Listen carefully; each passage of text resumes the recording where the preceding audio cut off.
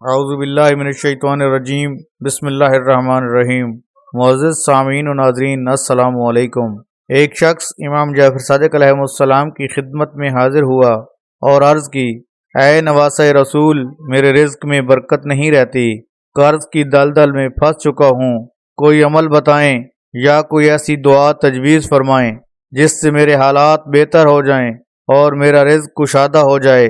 اس پر امام جعفر صادق علیہ السلام نے فرمایا، تم کسی ایک رات کا انتخاب کرو، مغرب کی نماز کے بعد 14 دانے اناج کے اپنے مسلح پہ رکھو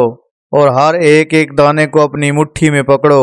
اور ہر دانے پر 14 مرتبہ محمد و آل محمد پر درود پاک بھیجو اور پھر 14 مرتبہ یا رزاق و یا رحمان و پڑھو،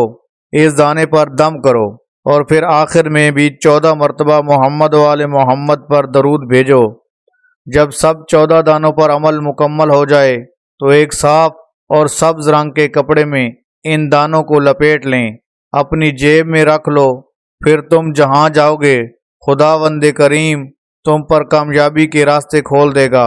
اور ہر طرف سے رحمت اور کامیابی آپ کا مقدر بنے گی۔ تو معزز سامعین و ناظرین،